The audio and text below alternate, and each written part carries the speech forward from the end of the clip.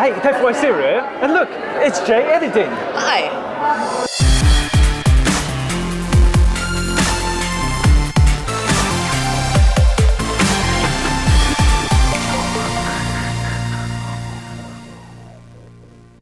Wolverine's claws were mechanical? They were never mechanical. That's the magic of retcons, buddy.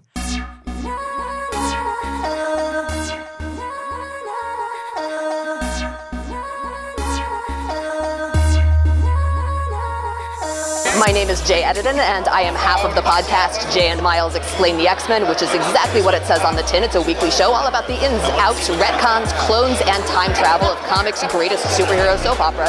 60 years worth of continuity, along with creator interviews, commentary on current work, publishing history, and more. In comics specifically, I spent 7 years as an in-house editor at a comics publisher, and then in 2013 quit to basically go mercenary because I realized that I wanted to be doing a wider range of work than I could do at any single place. These days I am a freelance editor, writer, and podcaster. I write comics. I'm also a journalist. I cover mostly arts and entertainment and popular culture. And I write things and I edit things and I'm kind of all over the map. When I was in high school, I rode to school on the city bus, and I would borrow comics from a friend of mine who also did. And some of those were X-Men, and they were neat. But what got me really into them was actually when I got to be close friends with and was dating my current co-host, Miles, who was a long time X-Men fan and Marvel fan, and lent me a ton of X-Men comics in order, and curated to the stuff that he found most interesting and that he thought that I might find interesting and like.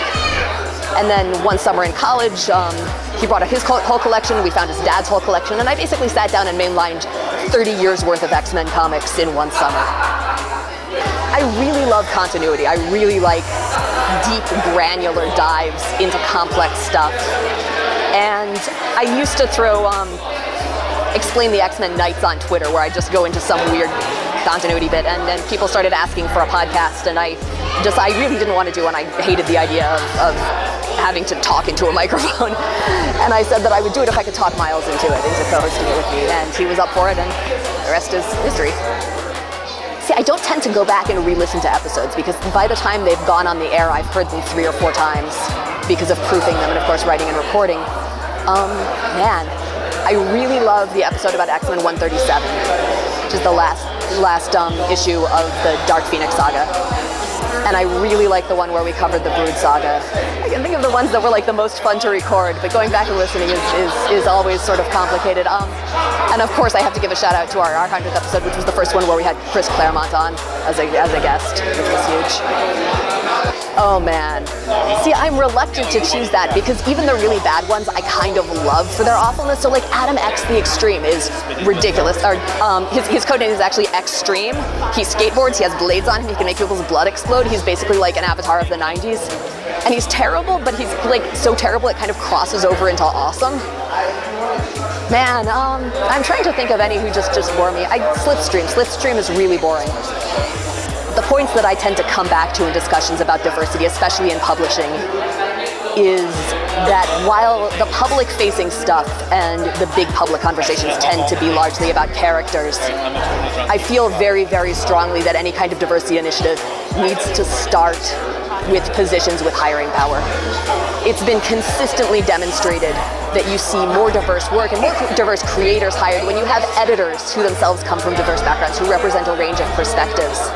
And that branching outside of what people see as their own social circles or the core target audience of comics, not only as marketing targets, not only as characters, but as creators and as editors and publishers, is what's really going to give us progress in that area. With podcasting, find something that you love talking about and that you have a lot to say about. Go in with that as a goal. Don't necessarily go in expecting to get paid to do it or make a lot of money. When that happens, it tends to be unexpected and largely accidental. But unless you have that core of stuff you care about, know a lot about, and can stand to talk about and do prep about for however many hours a week, the rest of the details have to follow that. That has to be the center of it.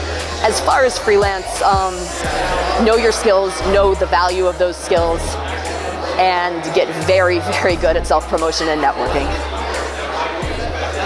And get a good accountant. That's good. Yeah, because that stuff is incredibly complicated and a huge pain. Thanks very much to David W. Media. You can find me online at explainthexmen.com.